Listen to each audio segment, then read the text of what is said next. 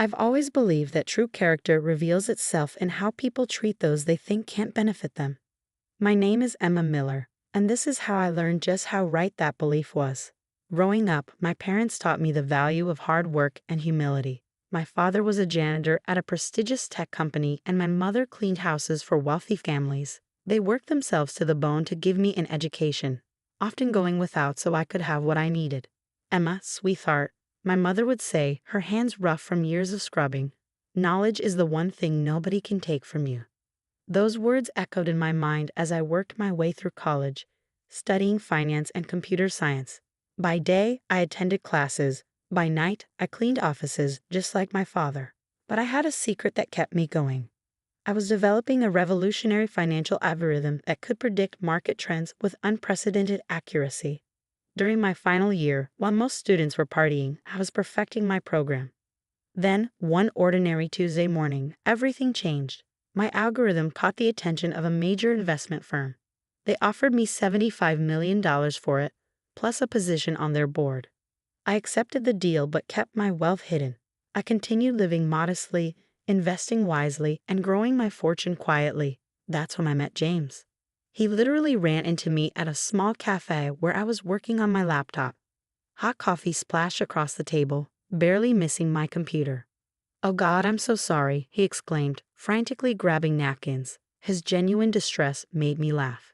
"It's okay," I assured him, helping to clean up. "I'm Emma." "James, please let me buy you another coffee. It's the least I can do." One coffee led to dinner, and dinner led to more. James was kind, funny, and refreshingly down to earth. He worked as a high school teacher, passionate about making a difference in his students' lives. When he proposed 6 months later, I said yes without hesitation. Then I met his family. Patricia, my mother-in-law, lived in a sprawling house in an upscale neighborhood. Her husband, Robert, had passed away years ago, leaving her a comfortable inheritance. From our first meeting, she made it clear I wasn't what she'd envisioned for her son. "A cleaner's daughter," she said, eyeing me over her wine glass. "How quaint. James, darling, I thought you were dating that lovely doctor's daughter, Caroline." "Mom," James warned, but the tone was set. At every family gathering, Patricia found ways to remind me of my place. She'd ask me to help the catering staff, claiming I feel more comfortable in the kitchen. When James defended me, she'd laugh it off as just trying to make Emma feel at home. Her daughter, my sister-in-law Amanda, was cut from the same cloth. A successful real estate agent, she never missed an opportunity to flaunt her success or remind me of my humble beginnings. "Emma, dear," she'd say with false sweetness, "I have some clients looking for a cleaning service. Should I give them your mother's number?"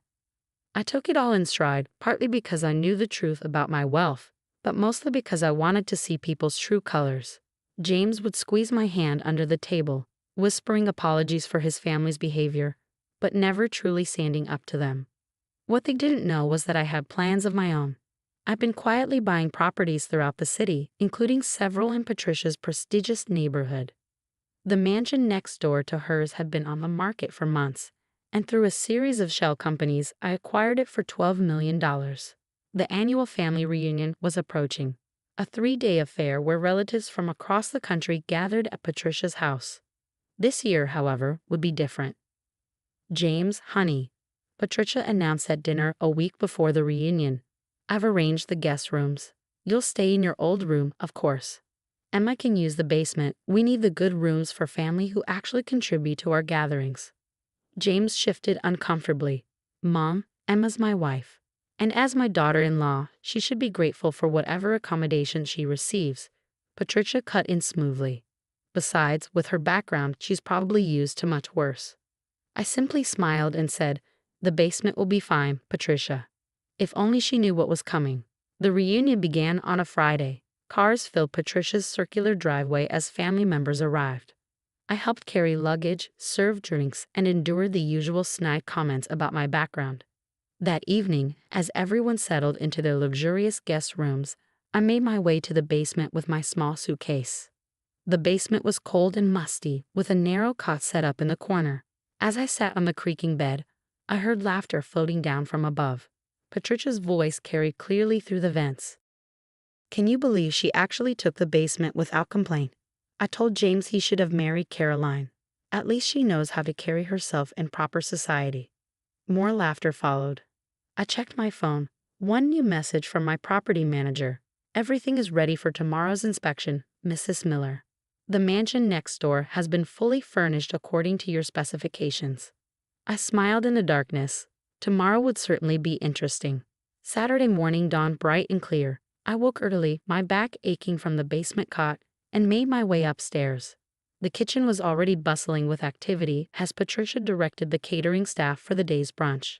"Oh, Emma. Good. Since you're up, make yourself useful and help Maria with the dishes," Patricia commanded, not even looking in my direction. "And do try to stay out of sight when the guests arrive. We have some very important people coming today." I caught James' eye as he entered the kitchen. He looked pained but remained silent, reaching for his coffee. The familiar sting of his passive acceptance made me straighten my shoulders. Just a few more hours.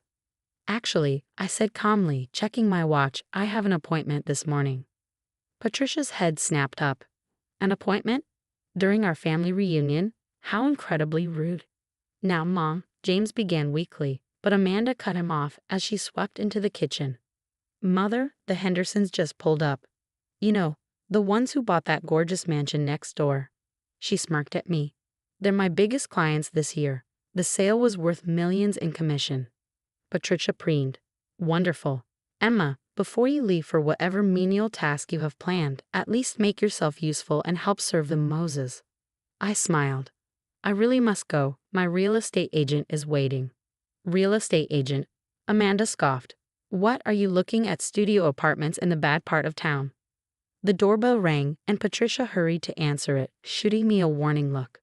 I followed the group into the grand foyer, where a sophisticated woman in a sharp suit waited. "Good morning, Mrs. Miller," she said, smiling directly at me. "The mansion is ready for your final inspection." The room fell silent. Patricia's carefully crafted smile froze on her face. "There must be some mistake," she said with a forced laugh. "Emma isn't." "Emma Miller," I confirmed, stepping forward. "Owner of the mansion next door." Amanda's mimosa glass slipped from her fingers, shattering on the marble floor. "That's impossible. I handled that sale." "Through my shell corporation, yes," I said pleasantly. "I believe your commission check was quite substantial." James stared at me, his coffee cup suspended halfway to his mouth. "Emma, what's going on?" "Perhaps we should all sit down," I suggested, gesturing to the living room. "I have quite a story to tell." Once everyone was seated, Patricia and Amanda perched on the edge of their seats like birds ready to take flight. I began. 7 years ago, I developed a financial algorithm that sold for $75 million, I said calmly. Since then, my investments have multiplied that many times over. The mansion next door is just one of many properties I own. "But you let us think," Patricia sputtered, "that I was a cleaning lady's daughter who married above her station." I finished. "Yes, I did. And you all showed me exactly who you are through how you treated someone you thought was beneath you." "This is absurd." Amanda stood up, her face flushed. "Mother, she's clearly lying." My real estate agent cleared her throat. "I can assure you, Mrs. Henderson, that Mrs. Miller's credentials are impeccable. In fact, she owns controlling interest in the development company that built this entire neighborhood." Patricia's face had gone from red to white. "The entire neighborhood?" "Including this house," I confirmed quietly. "I bought it last month when it was technically still under your late husband's estate. The paperwork was finalized yesterday." The silence that followed was deafening. James had sunk into his chair, his face a mask of shock and dawning realization. "You mean?" Patricia's voice trembled. "This isn't my house anymore." "It's mine," I said simply. "Just like the basement where you made me sleep last night." Amanda jumped up. "Mother, she can't do this. We'll fight it in court." "You're welcome to try," I replied. "My lawyers have ensured everything is perfectly legal. But right now, I'd like you both to leave my house." "Leave?" Patricia gasped. "But where will I go? This is my home." "Was your home," I corrected. "Don't worry, I've arranged for temporary accommodations for you. There's a modest apartment available in the building where my parents used to work as janitors. I hear the basement unit is particularly cozy." The family gathering had devolved into chaos. Relatives whispered among themselves, some looking shocked, others secretly pleased to see Patricia's pride take such a fall. James finally found his voice. "Emma, why didn't you tell me?" he asked quietly. I turned to face my husband. "Would it have made a difference? Would you have stood up to your mother's treatment of me if you'd known I was wealthy? Because if money is what it takes to earn basic respect in this family, then we have bigger problems than where I sleep." The real estate agent cleared her throat. "Mrs. Miller, shall we proceed with the inspection of your new property?" "Yes," I said, standing. "Patricia, I'll have my staff help you pack. You have until tomorrow evening to vacate the premises." As I walked toward the door, Patricia's voice rang out, suddenly honeyed and pleading. "Emma, dear, surely we can discuss this. We're family, after all." I paused at the doorway, turning back to face her. "Family? Let's talk about family, Patricia. Last Christmas, you seated me at the children's table and told everyone it was because I wouldn't know how to behave at the adults' dinner. Last month, you accidentally excluded me from James' birthday celebration. And just yesterday, you made me sleep in a basement because you said I wasn't good enough for a real room." I didn't mean," she stammered. "Yes, you did," I said firmly. "You meant every slight, every insult, every attempt to humiliate me. You showed me exactly who you are, Patricia. Now I'm showing you exactly who I am." The sound of my heels clicking on the marble floor echoed through the silent house as I walked out, head held high. Behind me, I could hear Patricia's sobs and Amanda's angry protests, but I didn't look back.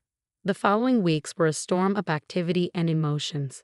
Patricia and Amanda moved out as required, though not without drama. They hired lawyers, of course, but as my legal team had predicted, every transaction was ironclad. I moved into the mansion next door, leaving James to decide his own path. The distance gave me time to think about our marriage and what it meant to build a life with someone who couldn't stand up for you. One evening, about a month after the revelation, my security team alerted me to a visitor. James stood at my front door, looking more disheveled than I'd ever seen him. "Can we talk?" he asked quietly. I led him to my home office, a warm room filled with family photos, including one of my parents on their 30th anniversary. James' eyes fixed on it as he sat down. "I've been doing a lot of thinking," he began. "About everything. About us. I've also been seeing a therapist." I waited, letting him find his words. "I failed you, Emma, not just at the reunion, but every time I let my mother treat you like you were beneath us. I told myself I was keeping the peace, but really, I was just being a coward." "Yes, you were," I agreed softly. He winced but continued. "The thing is, I kept wondering why you didn't tell me about your success. Then I remembered last Thanksgiving when Mom made that comment about your father being just a janitor, and I laughed. I actually laughed." Tears formed in his eyes. "That's when you were going to tell me, wasn't it?" I nodded. "I had the papers in my bag. But watching you laugh at your own father-in-law, I realized that you were just like them." "I was," he admitted. "And that shame is mine to carry. But Emma, I want you to know what's happened since you left." He straightened in his chair. "I resigned from my teaching position at Brighton Prep." This surprised me. James had taught at the prestigious private school for years. "I took a job at Riverside High School instead," he continued. "It's in the neighborhood where you grew up. The kids there, they remind me of you. Brilliant, determined, just needing someone to believe in them. And your mother? I haven't spoken to her since she moved out. She and Amanda have been trying to rally the family against you, but it backfired. Cousin Sarah came forward about how Mom had treated her when she married beneath her station. Then Uncle Robert shared stories about her behavior toward his second wife. It's like your courage in standing up to her gave others permission to speak their truth." I absorbed this information, noting the changes in James. He seemed more grounded, more present. "There's more," he said. "I've been volunteering at the community center where your mom used to work. Did you know they have a program teaching financial literacy to cleaning staff and janitors? I'm helping them expand it." "Why are you telling me all this, James?" "Because I want to earn back your respect," he said simply. "Not because you're wealthy, but because you're the same amazing woman who helped me grade papers until midnight and made soup when I was sick. I was too weak to deserve you before. I want to become someone who does." Before I could respond, my phone buzzed. It was a message from Patricia. "Your mother's at the apartment building," I told James. "She's demanding to speak with me." You don't have to go, he said quickly. Actually, I think I do. I found Patricia in the basement apartment where she now lived. The irony wasn't lost on either of us. Her designer clothes looked out of place against the concrete walls. Hello, Patricia. She turned, and I was struck by how different she looked. The carefully maintained facade had cracked, showing the insecure woman beneath. Emma, she said, then stopped, seeming to struggle with words. Finally, she whispered, I understand now. Understand what? What it feels like, to be judged by where you live. To have people look down on you. Her hands trembled. Yesterday, I couldn't get a restaurant reservation because of my new address. I've been going there for 20 years. Feels awful, doesn't it? She nodded, tears spilling down her cheeks. I've been horrible. Not just to you, but to so many people. Living here, being treated the way I treated others, it's opened my eyes. That was the point, I said quietly. She looked up sharply. You mean, this wasn't just revenge? Revenge would have been making you homeless. This was about education. Patricia sank onto the small sofa. I've lost everything. My home, my social standing, my son. You haven't lost James, I corrected. He's choosing to be his own man for the first time. Whether you lose him permanently depends on whether you can accept that change. And you? She asked hesitantly. Have I lost you as a daughter-in-law?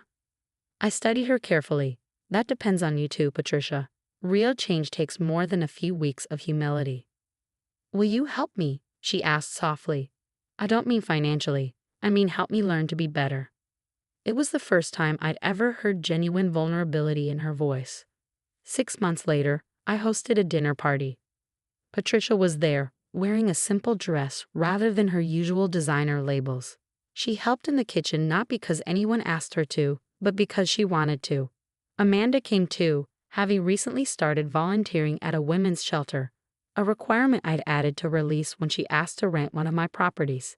James and I were still working on our marriage, taking things day by day. He'd proven his commitment to change not through grand gestures, but through consistent actions and unwavering support.